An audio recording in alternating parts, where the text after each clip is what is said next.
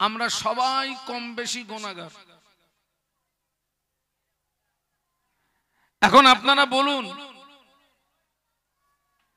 এই গুনার বোঝা মাথায় নিয়ে কবরে যাওয়াটা বুদ্ধিমানের পরিচয়, না এই গুনার বোঝা পৃথিবীর জমিনে নামিয়ে কবরে যাওয়াটা বুদ্ধিমানের পরিচয়? কোনটা বাবা? এই জায়গাটি হচ্ছে গুনাহ মাফির জায়গা। একটু সুবহানাল্লাহ বলবেন না? এই জায়গাটি হলো জীবন সংশোধন হওয়ার জায়গা। এই জায়গাটি হলো পরিবর্তন হওয়ার জায়গা। আপনারা একটু স্মরণ করুন, আমাদের সকলের পীর ও মুর্শিদ ফুরফুরা শরীফের আলা হযরত মুজাদ্দিদুজ্জামান আমিরুশ শরিয়ত কুতুবুল আলাম দাদা হুজুর পীর কিবলা রহমাতুল্লাহ আলাইহি ছিলেন 52 জেলার পীর। একটু বলুন সুবহানাল্লাহ। ফুরফুরা দরবার শরীফে যে ইসালে সব হতো 21, 22, 23 ফাল্গুন,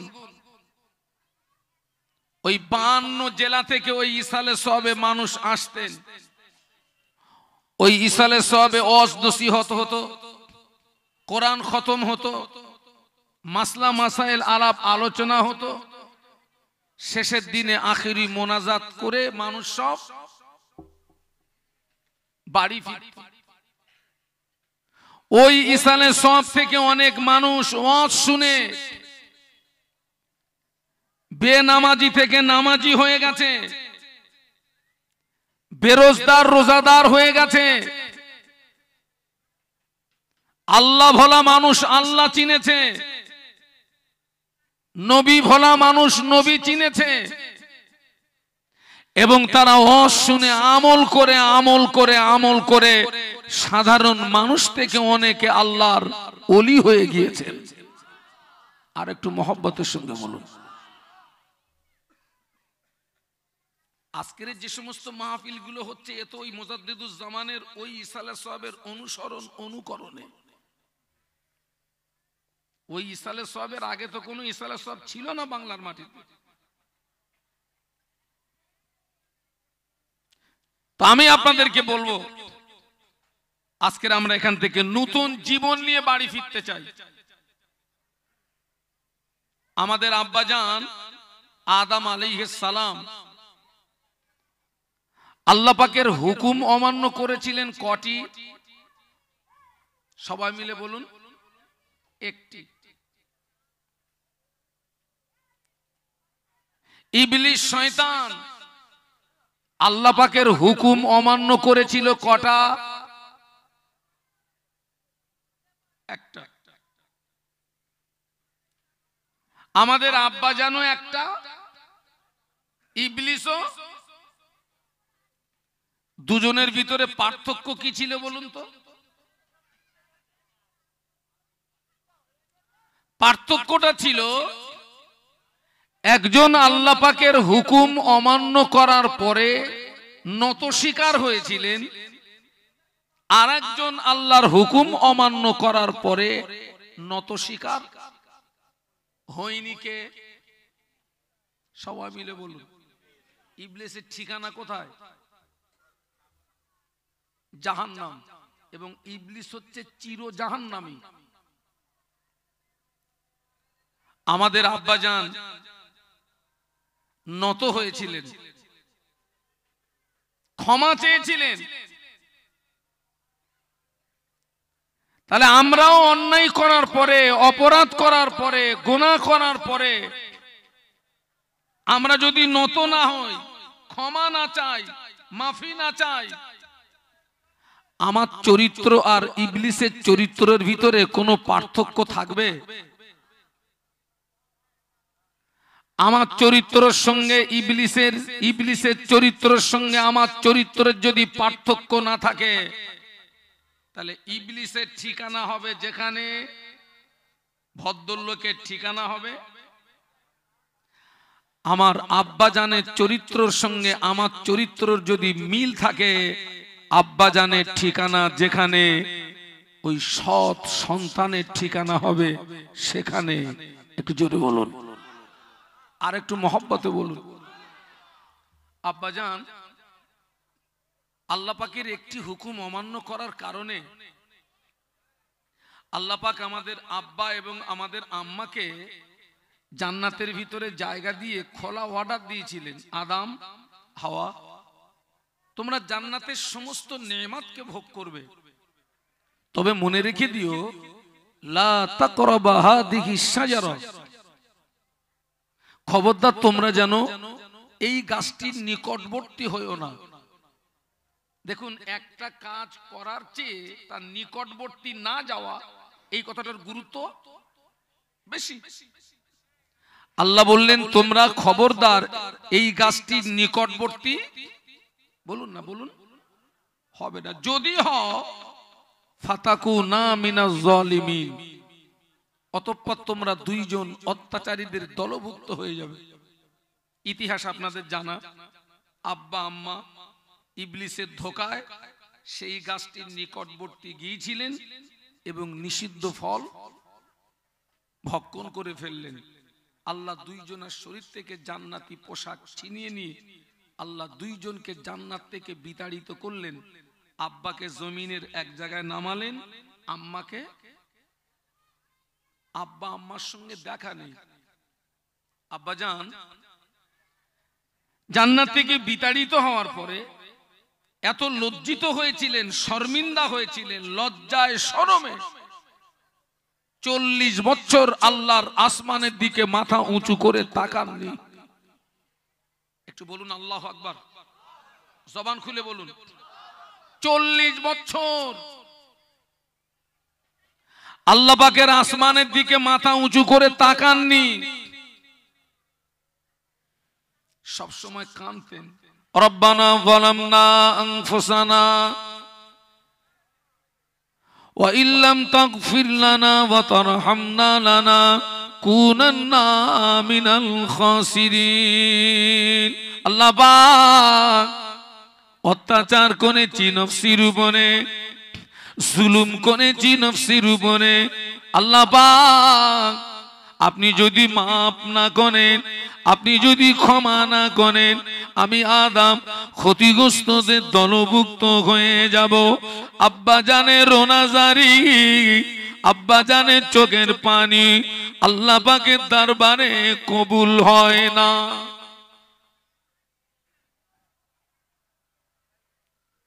তিনশত বছর মতান্তরে 350 বছর রোনাজারি করার পরে আমাদের আব্বা জানের দোয়াটা মক্কা শরীফে আরাফাতের ময়দানে অবস্থিত জাবালুর রহমত নামক পাহাড়ের চূড়াতে আব্বা জানের দোয়াটা আল্লাহ পাকের দরবারে কবুল হয়ে গেল।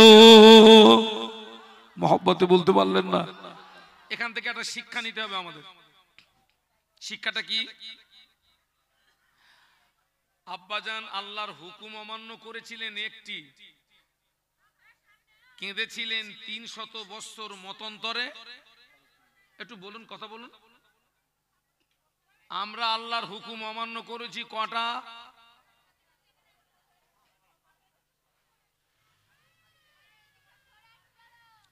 কেঁদেছি কটা দিন? আল্লাহ পাক কোরআন শরীফে বলেছেন ফালইয়াদহাকু কলিলান ওয়ালিয়াবকু কাসীরা, বান্দা হাসো কম, সবাই মিলে বলুন কাঁদো বেশি। আমরা কি করি? হাসি বেশি, কাঁদি কমটা যে বললেন হাজী সাহেব, কান্না থাকলে তবে তো ভাগযোগ করবেন। কান্নাটা কোথায়?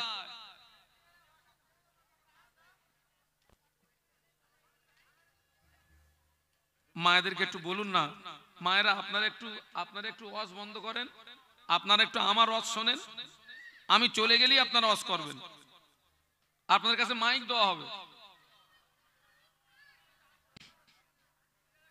আমরা তো আল্লাহর হুকুম অমান্য করেছি অগণিত, কেঁদেছি কটা দিন?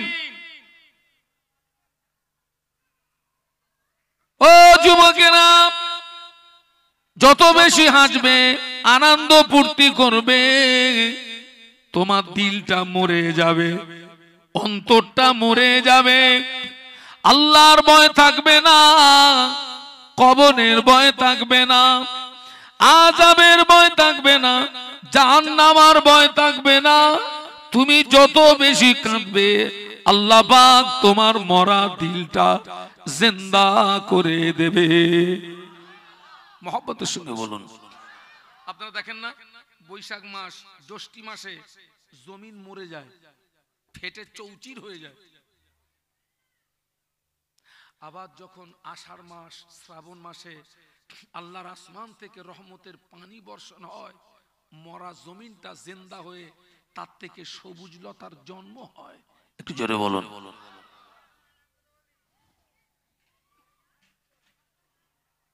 350 বছর কাঁদলেন আব্বা, আপনি তো সেই আদমের সন্তান, আমি তো সেই আদমের সন্তান।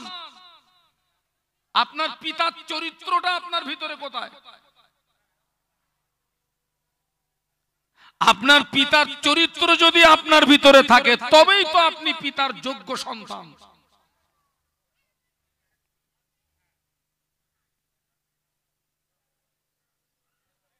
আমাদের জীবন তো গুনাহ ভরা জীবন, কিন্তু জানাদের জীবন আমল ভরা জীবন। হেসেছেন না কেঁদেছেন? বলুন বলুন। এই দেখুন, মযহাব কটা? বলুন, কথা বলুন। মাযহাব কটা? আমি কোথায় ওয়াজ করতে এসেছি? ঘটকপুকুর তো এটা। তাহলে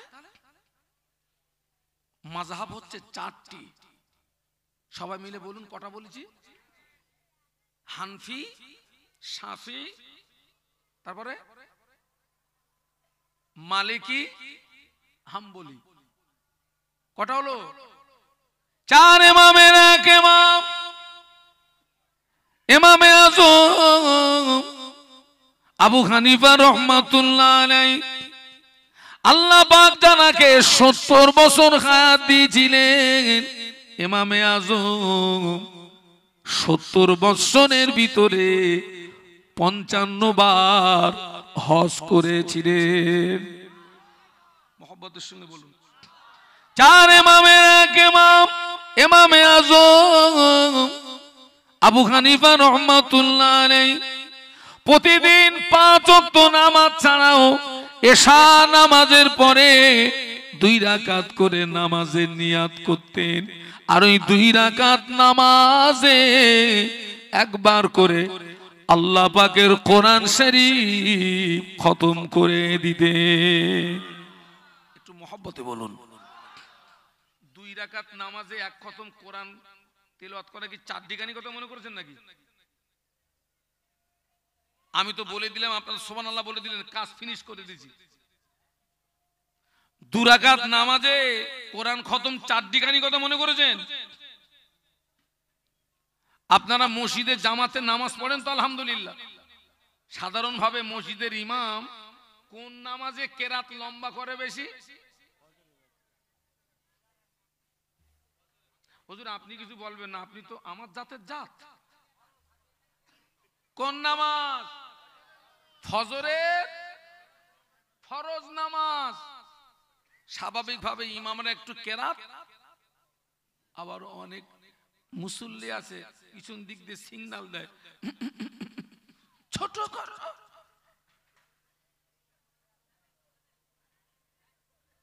চার ইমামের এক ইমাম, ইমামে আযম আবু হানিফা রাহমাতুল্লাহ আলাইহি প্রতিদিন এশা নামাজের পরে 2 রাকাত করে নামাজে নিয়াত করতেন। আর ওই 2 রাকাত নামাজে আল্লাহ পাকের কোরআন শরীফ একবার করে খতম করতেন। শুধু তাই নয়, ইমামে আযম আবু হানিফা রাহমাতুল্লাহ আলাইহি 40 বছর এশা রুজুতে ফজরের নামাজ আদায় করেছিলেন। একটু জোরে বল না বাবা, মহব্বতে বলো না। তাকবীর দাও, নারায়ে তাকবীর। কত বছর, কোন উজুতে, কিসের নামাজ? এশার উজুতে। ওই লোকটা 40 বছর রাতে ঘুমিয়েছে। হ্যাঁ, ঘুমালে উজু থাকে? 40 বছর পাগল হয়ে যাবি।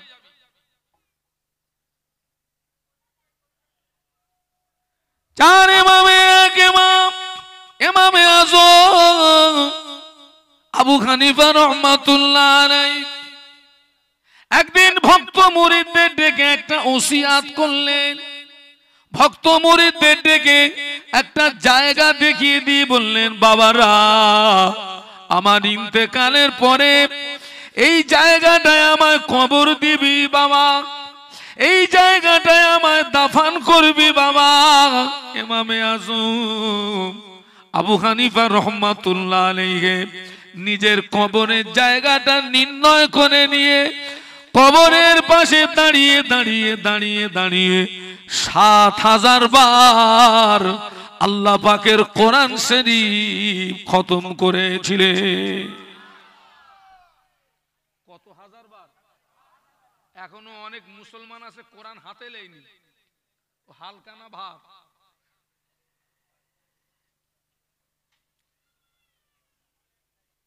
কি আমল, কি ইবাদত, সেই মানুষটার অবস্থা দেখেন।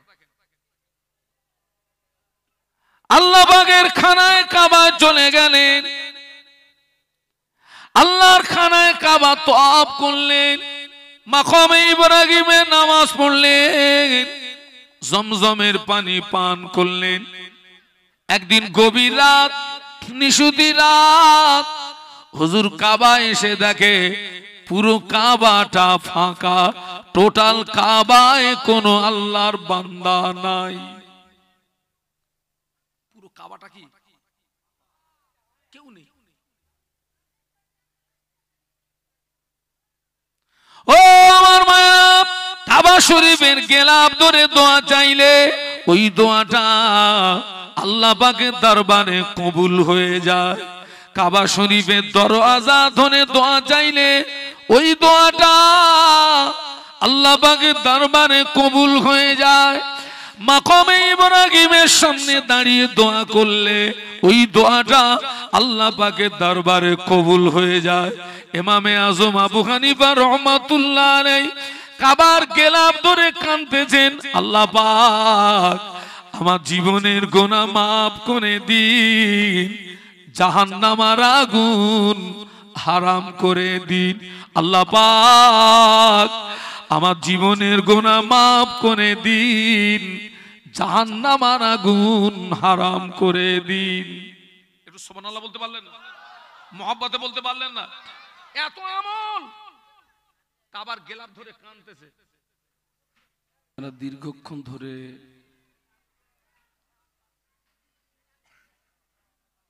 বিদায়ী মাওলানা সাহেবের কাছ থেকে অনেক গুরুত্বপূর্ণ আলোচনা শুনছিলেন।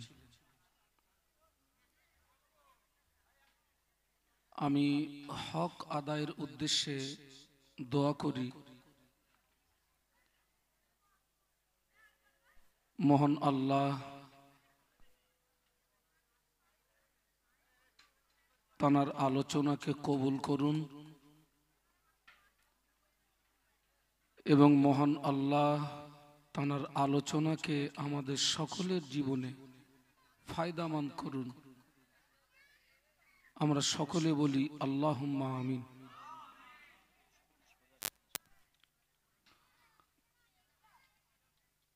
দেখতে দেখতে রাত বেশ অনেকটাই হলো।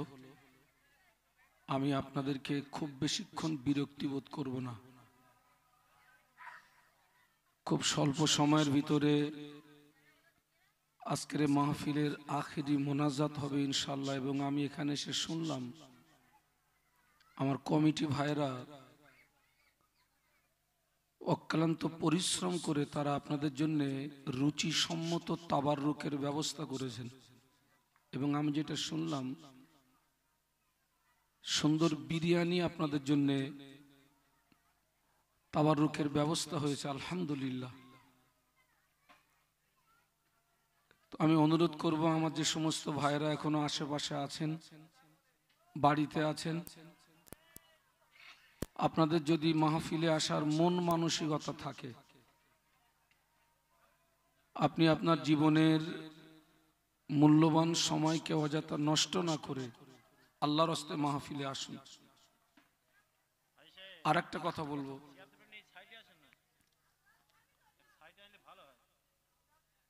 আমি আর একটি কথা বলবো, সেটি হচ্ছে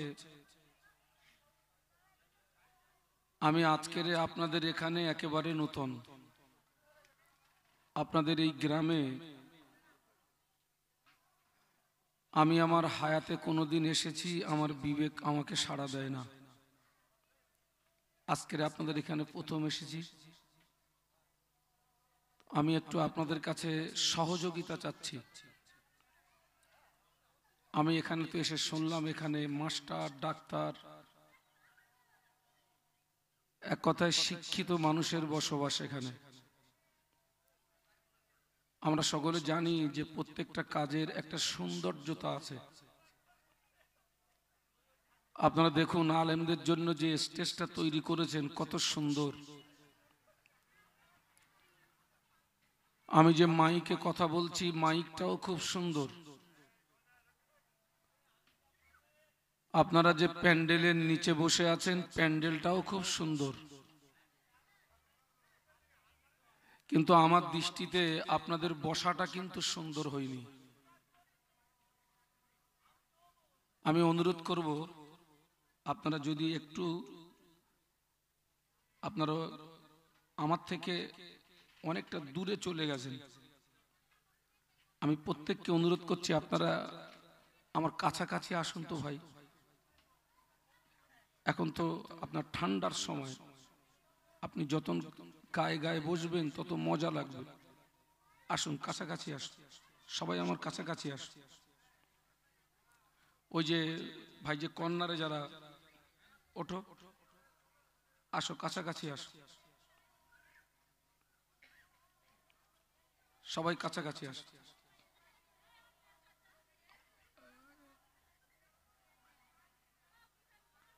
পাশে যে সমস্ত মায়েরা আছেন, আমি মায়েদেরকে উদ্দেশ্য করে বলছি, আপনাদের কথার আওয়াজ যেন আমাদের পর্যন্ত না আসে। আর আপনারা যারা কর্তৃপক্ষ, আপনাদেরকে বলে দিচ্ছি, কখনো পুরুষদের প্যান্ডেলের পাশে মহিলাদের প্যান্ডেল করবেন না। অন্তত পুরুষদের প্যান্ডেল যেখানে হবে, মেয়েদের প্যান্ডেলের দূরত্ব হবে মিনিমাম 8 কিলোমিটার। কারণ জানবেন যেখানে 3 জন মহিলা থাকে, ওটা ধর্মতলার 5 রাস্তার মোড়। তো আমি মায়েদেরকে অনুরোধ করব, আপনাদের আওয়াজ যেন আমাদের পর্যন্ত না আসে। আশা রাখি আমার কথার উপরে আপনারা আমল করবেন। আল্লাহ আপনাদের উপরে রহমত নাজিল করুন।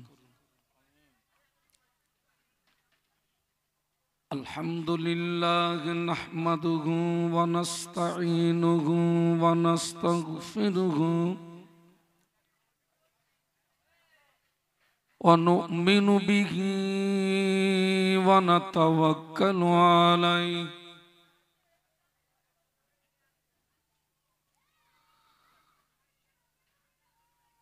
ونعوذ بالله من شرور أنفسنا ومن سيئات أعمالنا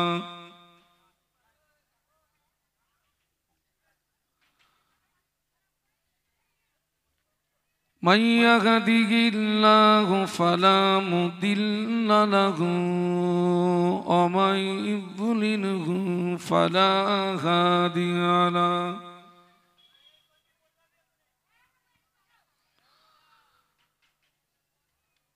ونشهد أن لا إله إلا الله وحده لا شريك له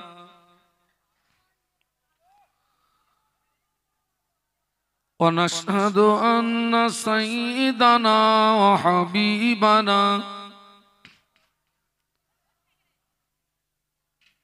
ومولانا محمدا عبده ورسوله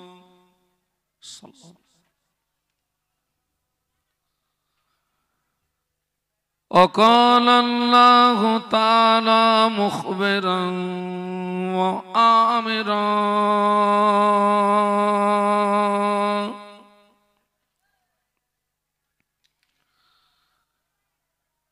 إن الله وملائكته يصلون على النبي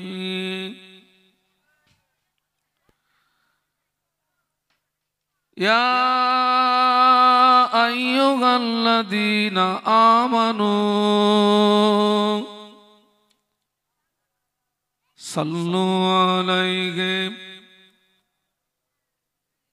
وسلموا تسليما اللهم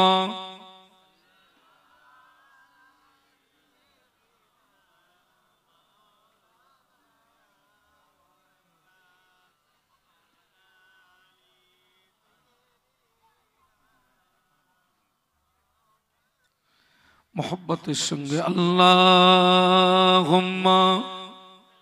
सल्ले अला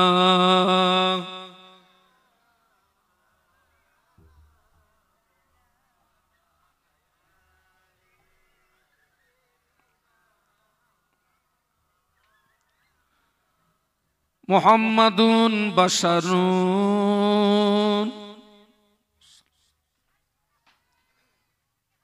लैसा कल बशरी यकूतुन हजरुन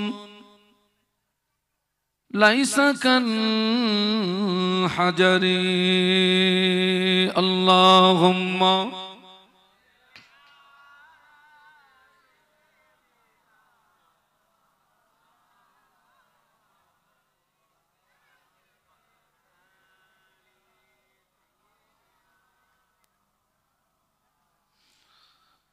मेरे आंखों के पुतली में जलवा मोहम्मद का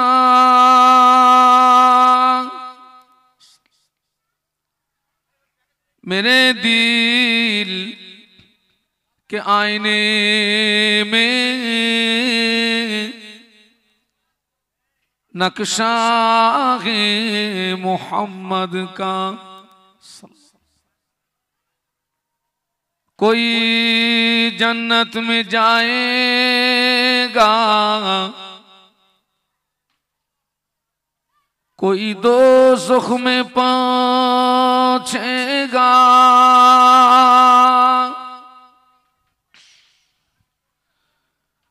मदीने की तरफ दौड़ा दीवाना मोहम्मद का अल्लाहुम्मा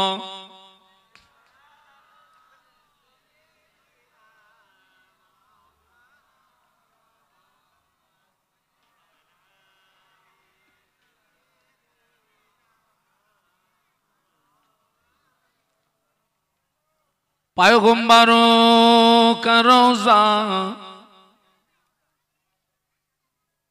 दिखा दे खुदाया दरे मुद्दत से मिला दे खुदाया शरबे मोहब्बत पिला दे खुदाया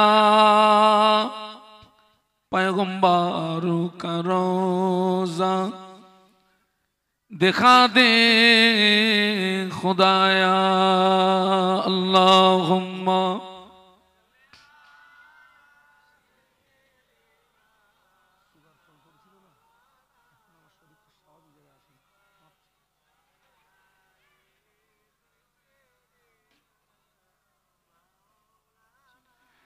একটু কলেমার জিকির লা ইলাহা ইল্লাল্লাহ, জবান খুলে লা ইলাহা ইল্লাল্লাহ।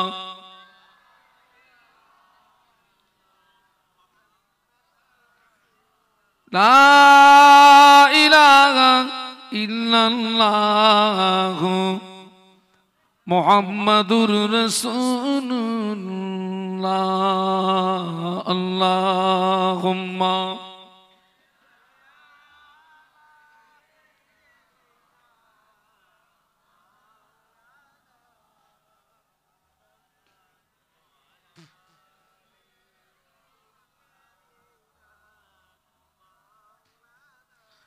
أما بعد فقد قال الله تعالى في كلامه المجيد والفرقان الحميد بسم الله الرحمن الرحيم تعاونوا على البر والتقوى ولا تعاونوا على الإثم والعدوان।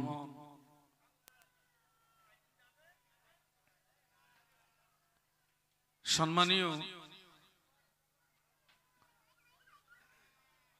আপনাদের মসজিদের যোগ্য ইমাম সাহেব,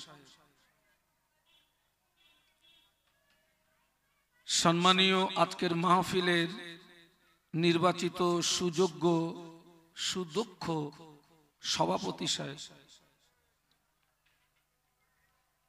সম্মানীয় উলামা হযরত, সম্মুখে উপবিষ্ট ভদ্র মহোদয়গণ, পর্দার আড়ালে অবস্থিতা আম্মা এবং বোনেরা, আল্লাহ পাকের দরবারে অসংখ্য শুকরিয়া। আজকের আমরা সকলে সৌভাগ্যবান, আমাদের খোশ নসিব যে আল্লাহ পাক আমাদেরকে দয়া করে একটি মোতাবাররাক মাহফিলে উপস্থিত হওয়ার তৌফিক দান করেছেন। সকলে কৃতজ্ঞতা প্রকাশে মোহব্বতের সঙ্গে বলি আলহামদুলিল্লাহ। যে গ্রামে মাহফিল হয় ওই গ্রামের সব মানুষ মাহফিল পর্যন্ত আসতে পারে না বাবা। অনেক মানুষ কঠিন কঠিন রোগে আক্রান্ত হয়ে, কেউ হসপিটালে, কেউ নার্সিং হোমে, কেউ বাড়িতে বিছানায় শুয়ে পড়ে চোখের দুই কিনারা দিয়ে পানি গড়াচ্ছে।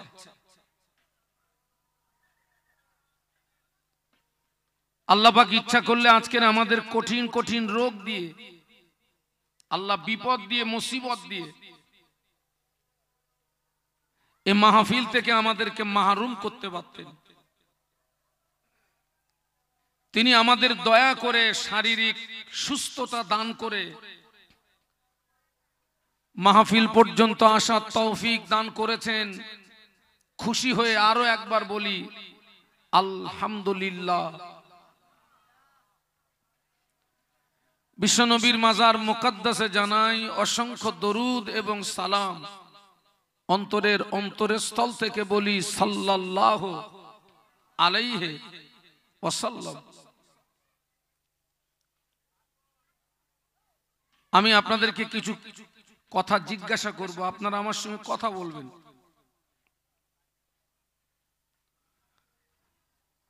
আজকের যে মাহফিলটি হচ্ছে, এই মাহফিল দিতে গিয়ে আপনাদের তথা গ্রামবাসীদের পায়ের ঘাম, মাথার ঘাম পায়ে ফেলা অর্থ দিয়ে আজকের আপনারা এই মাহফিলের ইন্তজাম করেছেন।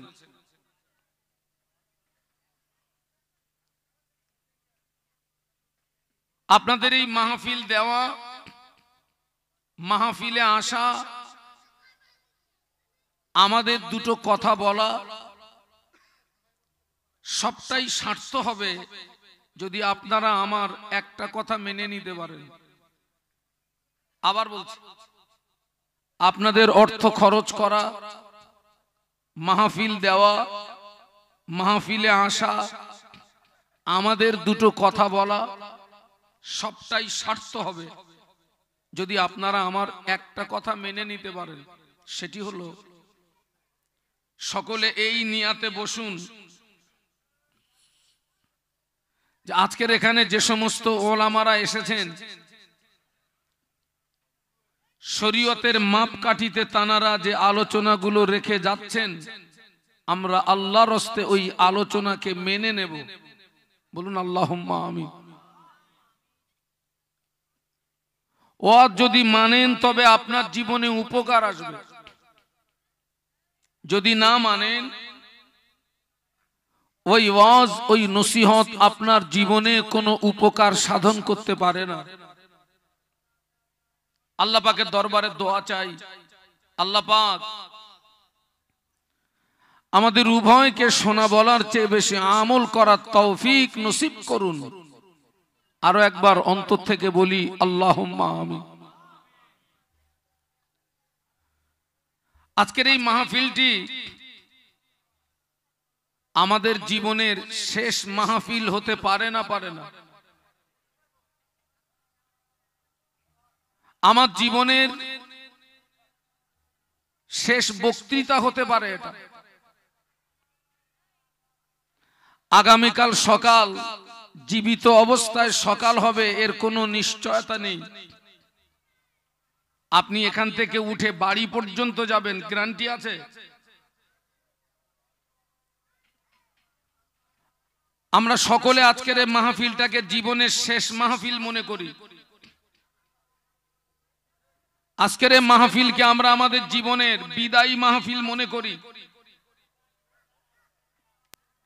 এবং আজকের এই মাহফিল থেকে আমরা নতুন জীবন নিয়ে বাড়ি ফেরার চেষ্টা করি।